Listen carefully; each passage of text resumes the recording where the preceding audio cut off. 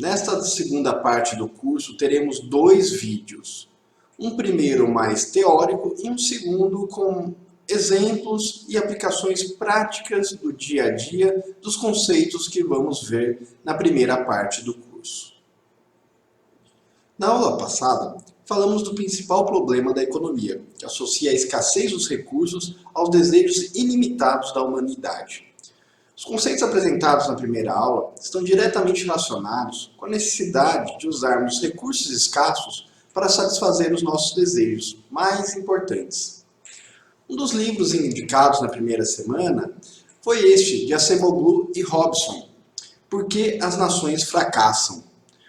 O livro vai tratar justamente desta questão, como algumas nações conseguem gerar tanta riqueza e outras não. Reforça a relevância dessa referência bibliográfica, principalmente para os professores de geografia e de história. Temas como a geopolítica e a construção histórica de um país podem afetar sobremaneira o sucesso econômico dos países.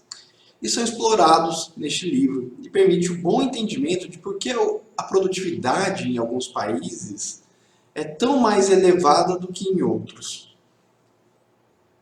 Os autores desse livro exploram questões relacionadas com as instituições de um país. Você sabe o que são instituições? Instituições são organizações ou mecanismos sociais que coordenam o funcionamento da sociedade.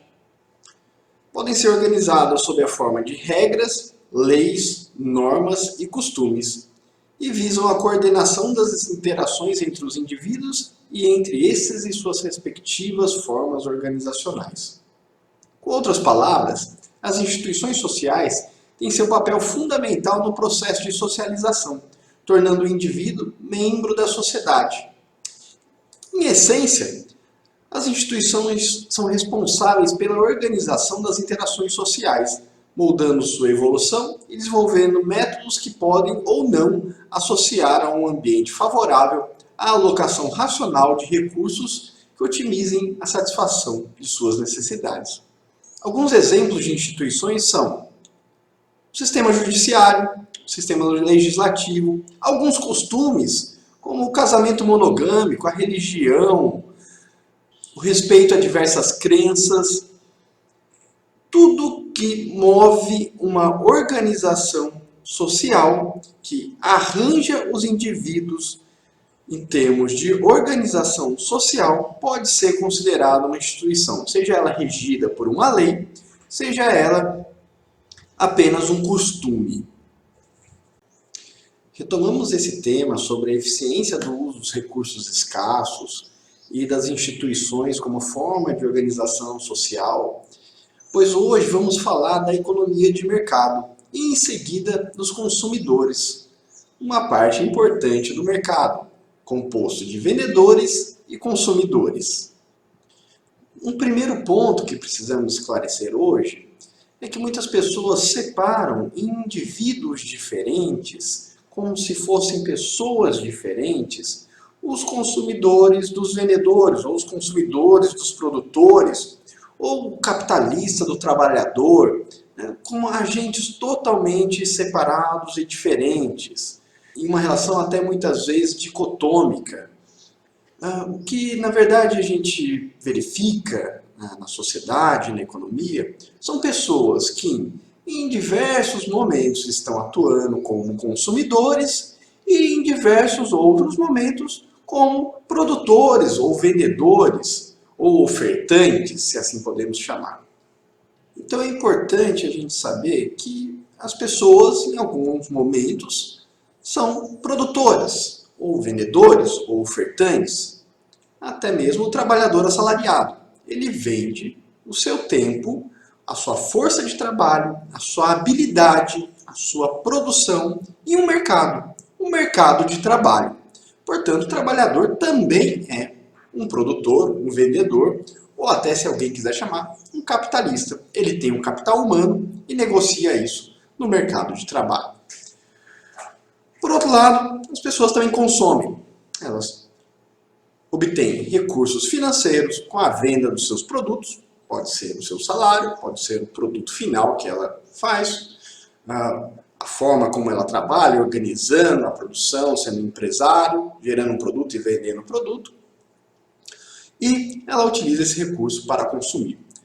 Portanto, são os mesmos agentes. Os mesmos indivíduos vendem e compram. Há, lógico, sim, uma atuação diferente enquanto a pessoa está vendendo e enquanto ela está comprando. A prática econômica é diferente e a forma de atuar, sem dúvida alguma, será diferente. Mas não são agentes diferentes. É a mesma pessoa, em algum momento vendendo e em algum momento comprando. Então, vamos desconstruir essa ideia, que existem pessoas que só vendem e existem pessoas que só compram. Não, todos em algum momento compram, são consumidores, e em algum momento são vendedores. Ou seja, na verdade, a maioria das pessoas em algum momento vende algo e em outro momento compra algo. Podem atuar tanto como produtores ou vendedores, quanto como consumidores. Uma importante instituição, ou seja, um arranjo social significativo que vai afetar sobremaneira a riqueza de uma nação, pode ser a organização da sociedade em torno de uma economia de mercado, onde vão existir esses dois agentes representados, muitas vezes pela mesma pessoa, mas no mercado separados entre consumidores e vendedores. Uma economia de mercado permite ganhos de produtividade da seguinte maneira. Vamos a um exemplo. Imaginem só, aqui na minha mão eu tenho um lápis, um simples lápis, desses com grafite, uma borrachinha na ponta. E eu adquiri esse lápis por algo em torno de 50 centavos a R$1. Ele fez um papel muito importante em toda a minha vida. Não este lápis, mas vários lápis durante a vida. Contribuiu com a minha educação, com o meu aprendizado, com as minhas notas de aula, com a produção que eu tenho hoje, que é justamente ser professor. E é um instrumento que tem um preço módico, hoje em dia, e me permitiu grandes avanços durante a minha vida. Muito embora esse lápis seja um objeto considerado simples e até às vezes rudimentar para algumas pessoas, tem os métodos mais modernos para gravar a escrita, seja um meio digital, seja uma lapiseira. Mas para mim, um lápis continua sendo algo fantástico. Se pedissem, Moisés, vá lá, construa o seu lápis. Não tenho nem ideia de por onde começar. Para mim, parece algo inatingível. Como conseguir fazer a grafite? Não tenho ideia. Como fazer a grafite redonda, perfeitinha e cobri-la com madeira prensada de forma centralizada como em um lápis. Incrível. Parece simples, mas para mim não é. Se eu tivesse que fabricar o meu próprio lápis, eu não conseguiria. Talvez até hoje estaria sem escrever uma palavra sequer. O mesmo vale para uma caneta. Também simples, hoje em dia acessível, e não sei fabricar uma. Não sei produzir o plástico, a tinta, a esfera. Não conseguiria escrever, não usando um lápis e uma caneta. Bom, eu não sei fabricar um lápis, mas muitas pessoas, um número significativo de pessoas, sabem. Existem várias indústrias que produzem esse tipo de produto. E arrisco a dizer que muitas delas produzem centenas ou milhares de lápis por dia, com um custo baixíssimo, altíssima produtividade. Se o Moisés tivesse que fabricar o seu próprio lápis, ele não escreveria. Ele não se beneficiaria do bem-estar que gera um material de escrita. Com isso, adquiri conhecimento, fiz notas, produzi mais conhecimento, com um objeto simples, mas que para mim é inatingível. Vocês conseguem perceber que para umas pessoas é muito fácil algo e para outras muito difícil. Para as pessoas que têm facilidade na produção desse tipo de produto, a gente pode dizer que eles são especialistas, que eles têm alta produtividade e capacidade para produzir esse tipo de produto. Em algum momento da história, este lápis ou essa caneta foram objetos caros e exclusivos para poucos. No entanto, a especialização, o ganho de produtividade, permitiu que muitas pessoas passassem a ter acesso a esse tipo de produto e o preço desse produto fosse reduzido no mercado. Da mesma forma que eu não sei produzir um lápis ou uma caneta, acredito que muitos médicos por aí também não sabem fazer. Por outro lado, vamos pensar, um médico cardiologista, cirurgião, sabe operar o coração de uma pessoa. Ele não sabe fazer um lápis, não sabe fazer uma caneta. Portanto, ele vai consumir a caneta ou lápis de alguém que sabe fazer de forma eficiente, com baixo custo, e vai vender o serviço que ele sabe fazer. Por exemplo, operar o coração de alguém que sofre de algum problema cardíaco. E isso funciona bem. Ele é especialista nisso. Ele entende, ele sabe resolver o problema de quem tem uma doença cardíaca. Da mesma forma que o médico não sabe produzir um lápis, eu também arriscaria dizer que quem produz lápis não sabe fazer uma operação, uma cirurgia no coração de uma pessoa. E aí eu pergunto, você acha que seria eficiente e produtivo que pessoas que fabricam lápis fizessem operação no coração de pacientes cardíacos? Acho que não. Você toparia ter o seu coração operado por um fabricante de lápis que não é médico? Se você pudesse escolher, você toparia ter seu coração operado por um advogado, por um economista, por um engenheiro que não tivesse a formação em medicina? Acho que não. Não, eles não são especialistas e eles não são produtivos nesse tipo de atividade. Você consegue imaginar como seria a nossa sociedade se tivéssemos que produzir tudo aquilo que nos gera bem-estar, que favorece o nosso dia a dia?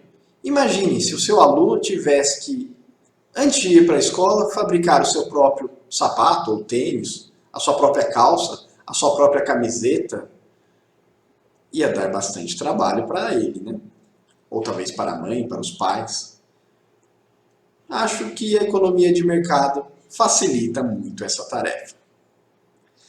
A economia de mercado é uma instituição. E nós vivemos num país onde prevalece a economia de mercado. As pessoas têm liberdade de escolher o que irão produzir e o que irão consumir.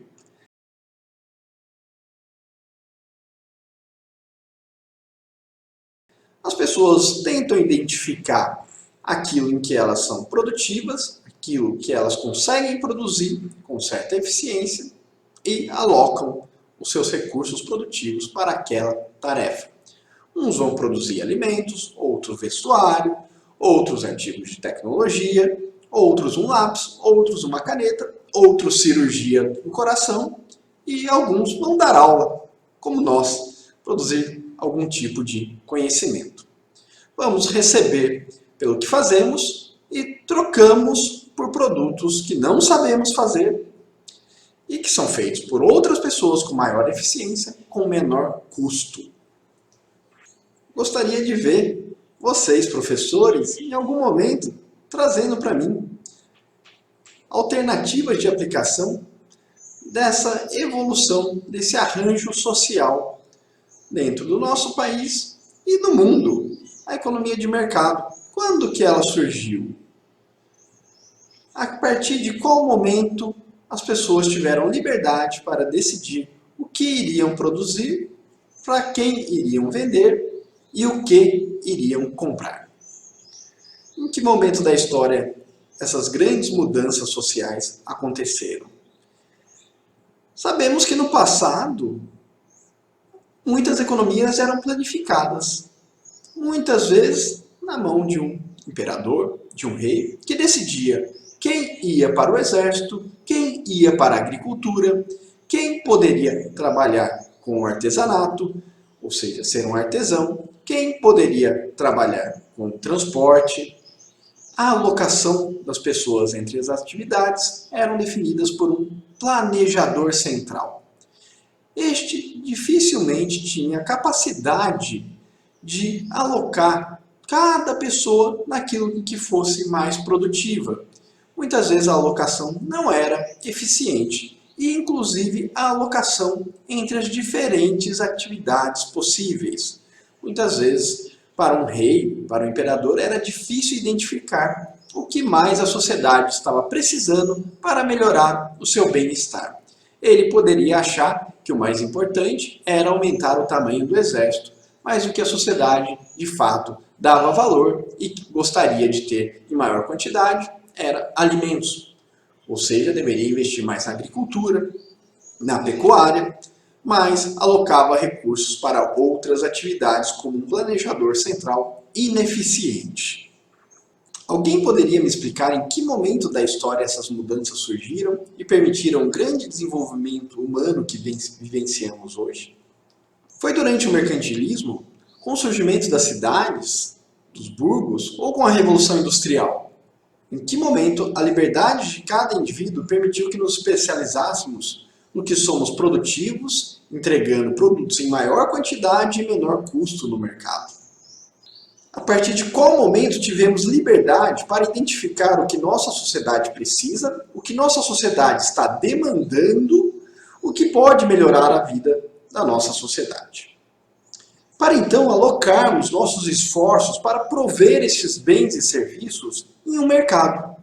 Essas questões são muito pertinentes para se discutirem em sala de aula, em uma aula de história, de geografia, de matemática que irá identificar excesso de oferta ou excesso de demanda. Podemos até ter representações gráficas que podem ser aplicadas aos mercados.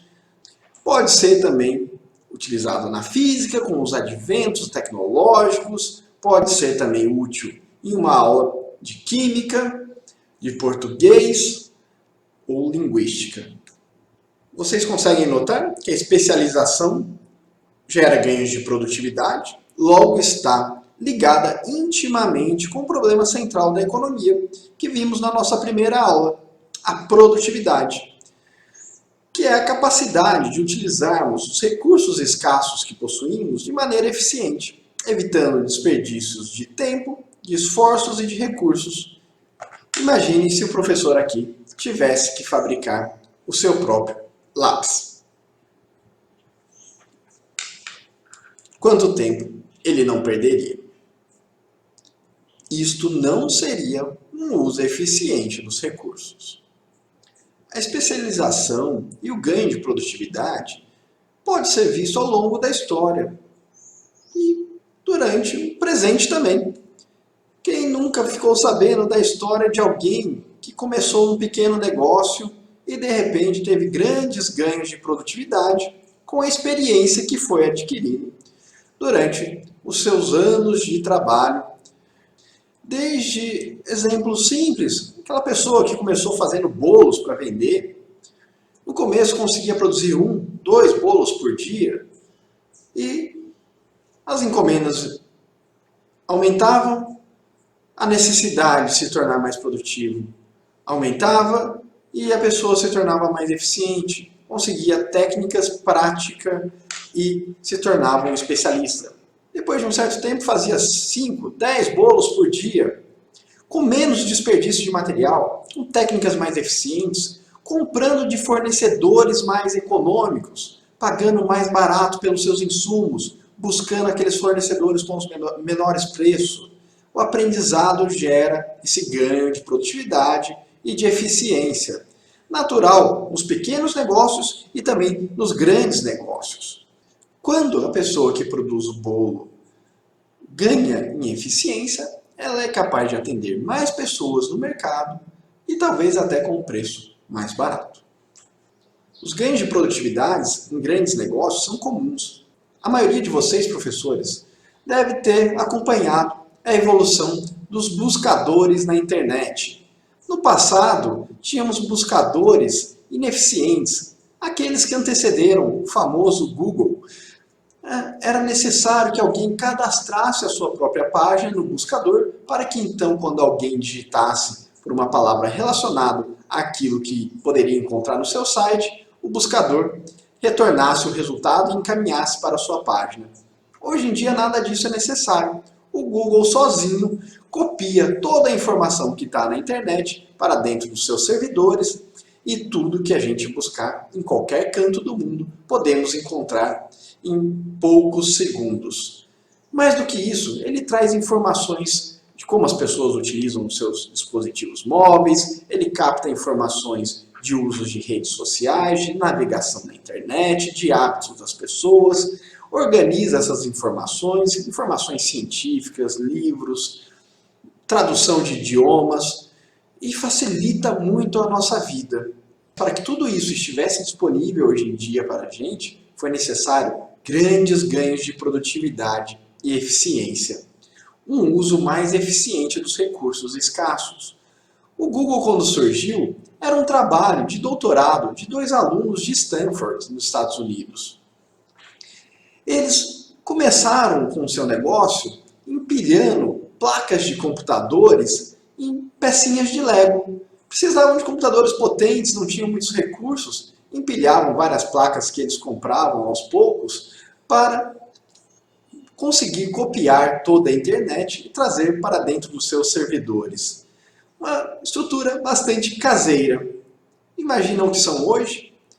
Sabiam dos desafios que iam ter no futuro? Sabiam que iam precisar de muita energia elétrica para sustentar tantos computadores ligados, obtendo informações da internet, de uso dos recursos da rede pelas pessoas e armazenar tudo isso em grandes bancos de dados.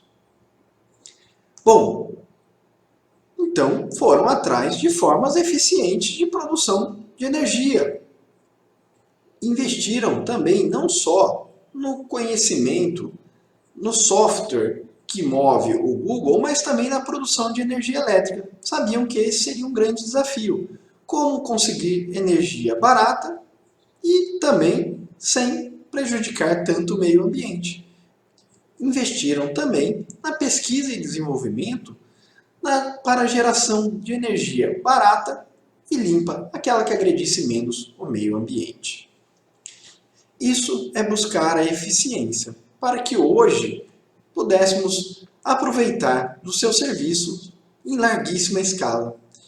Na maior parte do mundo, pode-se acessar os serviços dessa grande empresa e obter benefícios e bem-estar com que eles ofertam. Ótimo! Agora já sabemos que estamos inseridos em uma economia de mercado. Vamos analisar agora mais a fundo como são as nossas ações como consumidores. Porque é importante entendermos o que chamaremos de teoria do consumidor. Por um lado, as ciências econômicas e da administração de empresas estudam os diversos mercados e o comportamento dos consumidores para prover estratégias para as empresas, para os vendedores, ofertantes, produtores, atingirem os seus objetivos. E para essas ciências, um dos principais objetivos é a maximização dos lucros. Por outro lado, os consumidores que conhecem a racionalidade do mercado também podem se beneficiar, alocando os seus recursos de forma mais eficiente.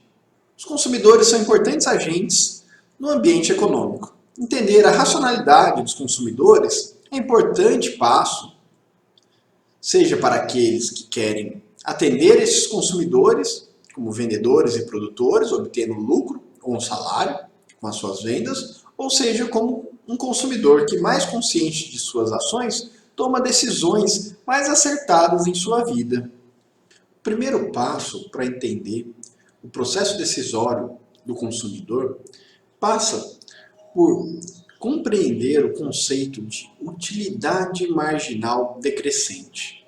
Embora tenha esse nome formal, pouco intuitivo, é um conceito simples e preponderante nas decisões do consumidor. Para entender este conceito, vamos a um exemplo. Imagine que o professor Moisés resolveu passar suas férias realizando uma viagem de excursão por um deserto. Levei todas as minhas economias que durante alguns anos juntei. Na minha bolsa carregava comigo $1.000, a boa quantia para poder pagar os passeios, a alimentação e toda a diversão que eu quisesse consumir durante a minha viagem de férias. E um dos dias da viagem era o dia da excursão, era o dia do passeio a camelo pelo deserto. Em um ponto de parada para fotos, eu, como um turista ousado e audacioso, resolvi me afastar um pouco do grupo para ter aquela foto exclusiva sozinho no deserto. Caminhei até um monte e tirei a minha foto, sem ninguém por perto. Assim ficaria mais bonito. Opa, quando vi, não encontrava mais o meu grupo. Caminhei para um lado, caminhei para o outro e me vi perdido no deserto. Desespero bateu, mas imaginei, bom, devo conseguir encontrar o meu grupo ou um outro grupo em breve. Se passou algum tempo, um dia, 2 dias, 3 dias, já estava morrendo de sede e de fome. O desespero era grande, a sensação de que não iria resistir me afligia. Naquele momento, daria tudo por um copo d'água. A garrafinha que eu carregava comigo já estava vazia. Nossa, encontrei um vendedor de água no meio do deserto. E que coisa boa, tinha uma plaquinha escrita: promoção, copo d'água a $50. Uau! Bom, se pensarmos no câmbio de hoje, $1 está valendo algo entre 3 a 4 reais. $50, um copo de água por 150 a 200 reais. Por favor, me vê um copo d'água. Estou com muita sede. Bebi o meu primeiro copo d'água. E em seguida, por favor, mais um copo d'água. Bebi meu segundo copo d'água. O terceiro, o quarto, talvez até o quinto copo d'água. Gastei $250 com água. Eu fiquei muito triste com isso, por ter gasto R$1.000 com água, com 4 ou 5 copinhos d'água? Não, não fiquei. Aquilo salvou a minha vida. Naquele momento, a água tinha um valor muito grande para mim. A água gerou um bem-estar muito grande para mim. Os economistas costumam dizer que, neste caso, a água tinha uma utilidade muito grande. E daí, o termo utilidade daquele conceito que estamos construindo. Utilidade marginal decrescente. Bom, tomei meu quarto ou quinto copo d'água, consegui me recompor, estou mais calmo, aquela sensação de que ia morrer passou. Havia uma pessoa ali, eu conseguiria conversar com ela. E um pouco mais calmo pensei, vou comprar o 6º copo d'água? Não, $50. Meu Deus, vou tentar usar esse dinheiro para sair daqui. Ou para alguma outra coisa que eu precise. Bom, o primeiro copo d'água valia $50 para mim.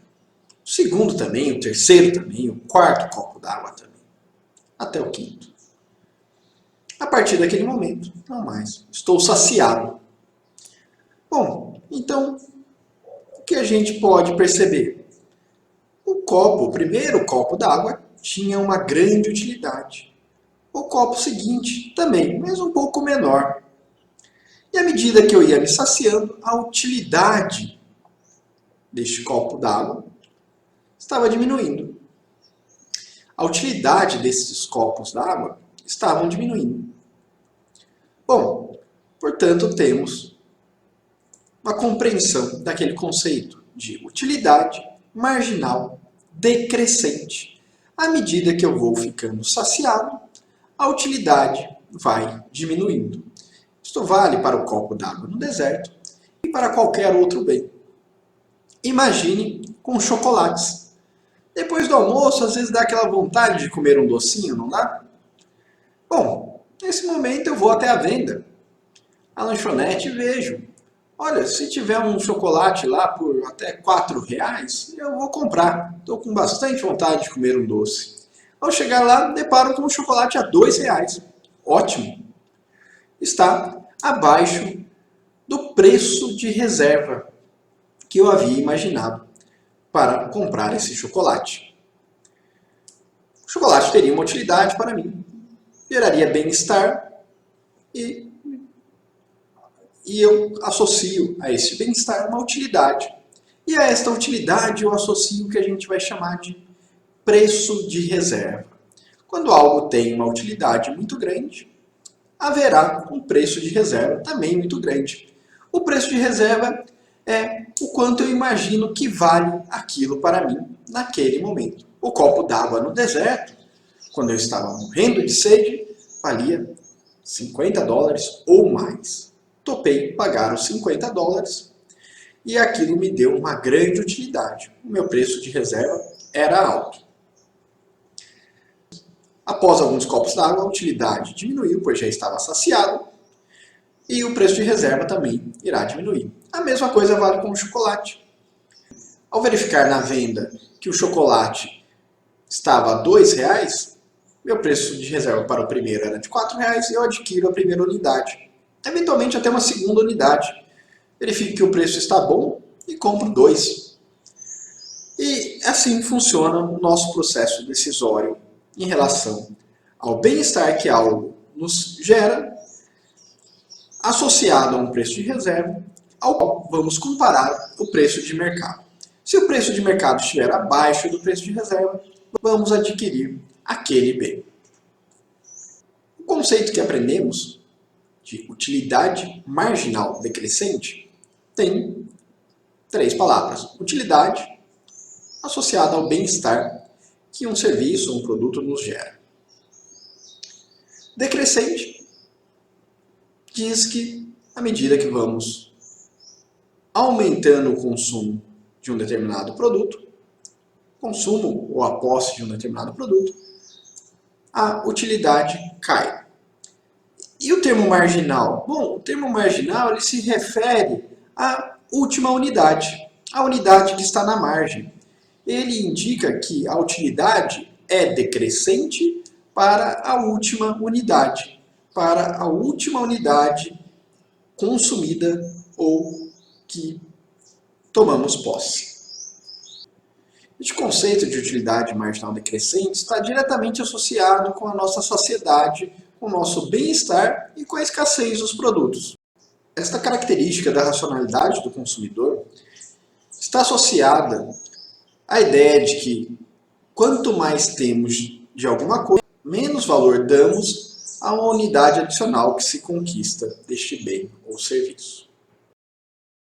Muito embora a utilidade marginal seja decrescente, ou seja, ao se adquirir, ao se possuir uma unidade a mais, esta unidade adicional tenha uma utilidade menor do que a anteriormente consumida, ainda assim, possuir mais uma unidade aumenta o seu bem-estar. De forma ilimitada, nunca atingiremos o máximo da saciedade. Imagine. Bom, após o almoço, ganhei de presente de um aluno um chocolate. Que coisa legal! Estava mesmo morrendo de vontade de comer um docinho. Fiquei muito feliz. A primeira unidade me gerou um aumento de bem-estar muito grande. Por coincidência, ganhei o segundo chocolate. Também fiquei muito feliz. É legal ter mais um chocolate. Olha só, ganhei o terceiro. Poxa, já estou saciado de chocolates agora. Vou guardar para comer mais tarde. Ainda assim, fiquei mais feliz. E ganhei um quarto chocolate. Nossa, quanto chocolate! Vou deixar um para comer amanhã. Fiquei mais feliz. Não tão feliz quanto quando ganhei o primeiro chocolate, mas ainda assim mais feliz. Ganhei o quinto chocolate, o sexto chocolate. Ah, vou levar um para minha esposa, vou levar um para minha filha, vou levar um para o meu amigo. E sempre que me derem um chocolate, vou ficando mais feliz. No limite, vou abrir uma vendinha de chocolates no Mercado Livre. De tanto chocolate que eu tenho.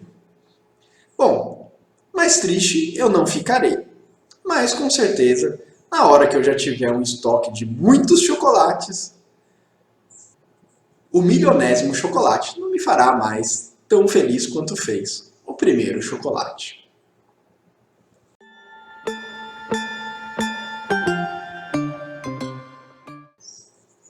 Quantos de vocês já não viram pessoas consumindo e pagando caro por algo justamente por terem sede ou desejo, um grande desejo de possuir aquele bem?